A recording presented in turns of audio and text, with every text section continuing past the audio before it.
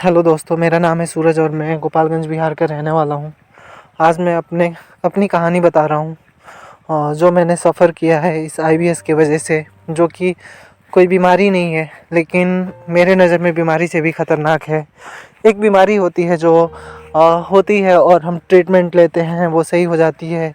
अगर ऑपरेशन की ज़रूरत होती है तो ऑपरेशन करवाते हैं, और कोई भी बीमारी जो जिससे हम जूझ रहे हैं, पथरी हो गया है या फिर कुछ हो गया है, इन्फेक्शन हो गया है कहीं, हर चीज़ की दवा है। दवा नहीं है तो ऑपरेशन है।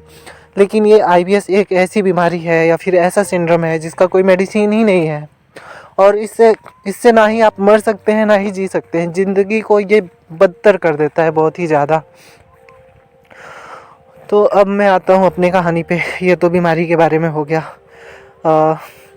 मुझे आईबीएस 2012 में हुआ, पहली बार शुरू हुआ, मुझे सिम्टम्स आने शुरू हुए। शुरू में तो क्या हुआ, मैं एक्चुअली अकेले रहता था उस वक्त बनारस में। मैं पढ़ाई करने के लिए गया था, और अकेले रहते रहते मैं थोड़ा सा टेंशन में रहने लगा था, आलतू फालतू बातें सोचने लगा था, और एक लड़की को भी चाहने लगा था, और वो रिश्ते में कुछ ऐसी मतलब रिलेटिव की थी, तो मैं उससे खुल के कह भी नहीं पाता था।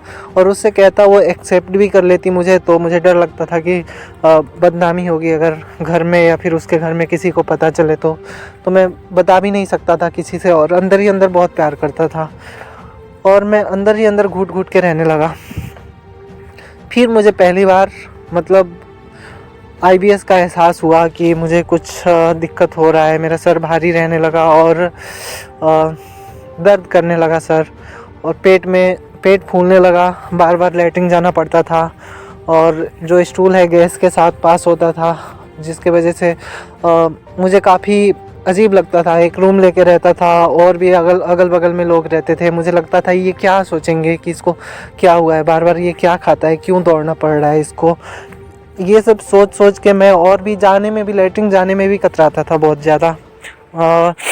मैं कोचिंग छोड़ने लगा, कोचिंग टाइम पे नहीं जाता था, क्योंकि जब मैं कोचिंग में बैठता था तो इतने डकार आते थे कि मुझे बहुत ही बेइज्जती सा फील होता था। इसलिए मैं कोचिंग भी छोड़ दिया, कोचिंग भी बंद कर दिया, कॉलेज तो बंद ही कर दिया, क्योंकि 4-5 घंटे तो मैं बैठ ही नहीं पाता था। मैं अकेले रोता था कि मुझे क्या हो गया है। मैं डॉक्टर के पास दिखाने लगा, जो हमारे गली मोहल्ले में डॉक्टर होते हैं। एक के पास गया, उसने दवा दिया, उससे कोई राहत नहीं मिला। दूसरे के पास गया, उसने दवा दिया, उससे भी कोई राहत नहीं मिला। तीसरे, चौथे, पाँचवें, छठवें, 10वें, 12वें, मतलब कम से कम 20 छोटे मोटे डॉक्टरों से दिखाया, कोई आराम नहीं हुआ। ऐसे ही 1 साल बीत गया। फिर मैं घर पे बताया। उसके बाद घर वाले मेरा पेट का स्क्रीनिंग करवाए, क्या बोलते हैं उसे, अल्ट्रासाउंड करवाए। फिर मैं वो रिपोर्ट लेके बीएचयू में डॉक्टर के पास गया, और उन्होंने रिपोर्ट देखा और कहा कि पेट में तो कुछ भी नहीं है अब नॉर्मल। फिर उन्होंने और भी बहुत सारे टेस्ट करवाए, जैसे स्टूल टेस्ट करवाए, यूरिन टेस्ट करवाए, ब्लड टेस्ट हुआ, बीपी, शुगर, एचआईवी टेस्ट, हर एक टेस्ट हुआ। किसी भी टेस्ट में कुछ भी नहीं निकला, और मुझे हर वक्त डायरिया रहता था। सिम्टम्स जो हैं वो टाइम के अनुसार चेंज होने लगे। जैसे शुरू में पेट फूलता था और बार बार लैट्रिन जाना पड़ता था। बाद में क्या हुआ, बहुत ज़्यादा गैस तो बनता था लेकिन पेट नहीं फूलता था, और लैट्रिन मुझे 3 बार 4 बार जाना पड़ता था। हल्का हल्का होता था मुझे। फिर बीएचयू के डॉक्टरों ने कुछ दवाएं लिखी, उसमें नींद की दवा भी थी, और पेट गैस का दवा था, और टॉनिक था। पेट साफ़ करने के लिए एक वो पाउडर टाइप का आता है जिसमें इसबगोल, हस्क और बेल वगैरह होते हैं, ये सब चीज़ें होती हैं, वो सब था। ये भी खाया, बीएचयू के दवा से भी कोई आराम नहीं मिला। फिर मैं और भी बहुत सारे डॉक्टर के पास, प्राइवेट डॉक्टर के पास दिखाने लगा। एक तो डॉक्टर वहाँ पे बनारस में है, हॉस्पिटल का नाम अभी भूल गया हूँ, क्योंकि 2014 में वहाँ पे ट्रीटमेंट लिया था। लेकिन वो बंदा लंदन का पढ़ा हुआ है, गैस्ट्रोलॉजिस्ट है, उसके पास दिखाया। वहाँ से भी ट्रीटमेंट चला, वहाँ से भी कोई राहत नहीं मिला। फिर मैं लखनऊ की तरफ गया। लखनऊ में राम मनोहर लोहिया है, वहाँ पे ट्रीटमेंट शुरू किया। वहाँ पे मेरा यूजीआई हुआ, अपर गैस्ट्रोइंटेस्टाइन मतलब जो भी ट्रैक होता है उसमें पाइप लेके गए, वो पेट में देखे।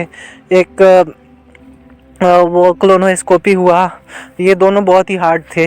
मैं बिल्कुल ही होश में था, ना कोई बेहोशी का इंजेक्शन ना कुछ।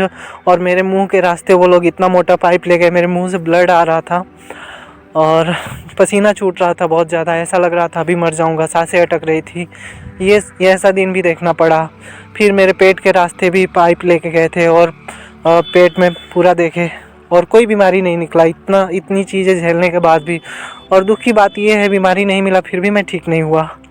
ट्रीटमेंट लिया 1-1.5 महीने। अब मुझे गले में भी प्रॉब्लम आने लगा था, क्योंकि इतना मोटा पाइप लेके गए थे। मेरे गले में खराश रहने लगा। वो क्या बोलते हैं, म्यूकस बनने लगा। और अब पेट से भी, मतलब लेटरिन के रास्ते म्यूकस आने लगा। पैर मोड़ने में भी ऐसा लगता था कि पेट में दर्द हो रहा है। ये सब यूजीआई और इंडोस्कोपी के बाद से दिक्कतें आने लगी। अब मैं धीरे धीरे बहुत ज़्यादा डिप्रेस्ड हो गया, बहुत ज़्यादा। मेरे सारे मैं कुछ बनना चाहता था अपनी ज़िंदगी में, पैसे कमाना चाहता था, आगे बढ़ना चाहता था, मैं टीचर बनना चाहता था। सारे सपने, ऐसे लग रहा था कि सारे सपने बस सपने ही रह जाएंगे, अब कुछ होने वाला नहीं है। और अभी भी यही लग रहा है। लेकिन विकास भैया का वीडियो देखने के बाद थोड़ा सा उम्मीद जगा है कि मैं ठीक हो जाऊंगा और अपना पढ़ाई कंटिन्यू कर लूँगा। फिर आगे ये हुआ कि मैं एम्स में पहुंचा, एम्स लखनऊ। फिर वहाँ पे भी डॉक्टरों ने देखा और डॉक्टर ने कहा कि मैं लिख के देता हूँ कि तुम अपनी ज़िंदगी में कुछ नहीं उखाड़ पाओगे, तुम बस बहाना करके बैठे रहोगे कि मैं कुछ नहीं कर सकता, क्योंकि तुम्हें लगता है, तुम्हारे मन में भ्रम है कि तुम्हारे पेट में दिक्कत है। ऐसा बोला उस डॉक्टर ने। उस दिन तो उसने जिस तरह से बोला, मेरे पापा से कहा कि इसको ले जाइए, घर ले जाइए, इसको आप काम करवाइए, इससे खेत में काम करवाइए, अगर कोई काम करने नहीं जाता है तो कुदाल चलवाइए, इससे खेती करवाइए। मुझे बहुत दुख लगा और डॉक्टर ने साथ में ये भी कह दिया कि मैं लिख के देता हूँ कि अपनी ज़िंदगी में तुम कुछ नहीं कर पाओगे। उस दिन मेरे अंदर ये हुआ कि चलो अब बदलाव करते हैं, अगर कोई बीमारी नहीं है तो अपना नॉर्मल लाइफ जीना शुरू करते हैं, पेट को इग्नोर करते हैं।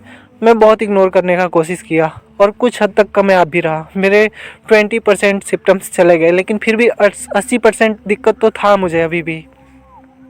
फिर टाइम बीतते गया और जो पेट की बीमारी है वो तो कभी ज़्यादा कभी कम होती रही, कभी ज़्यादा कभी कम होती रही। लेकिन अब बीमारी मेरे ब्रेन में पहुंच चुका है। मेरा सर इतना भारी रहता है कि मुझे लगता है कि जैसे मैंने भांग पी रखा हो या फिर गांजा पी रखा हो।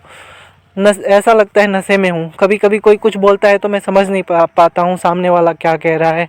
मुझे नींद बहुत कम आती है, मुझे 5 घंटे की नींद आती है, कभी कभी 5 घंटे से भी कम आती है। और वो 5 घंटे भी ऐसे आती है कि हर आधे घंटे पे नींद खुलती ही रहती है। सर बहुत भारी रहता है, दर्द करता है, टेंशन में रहता हूँ।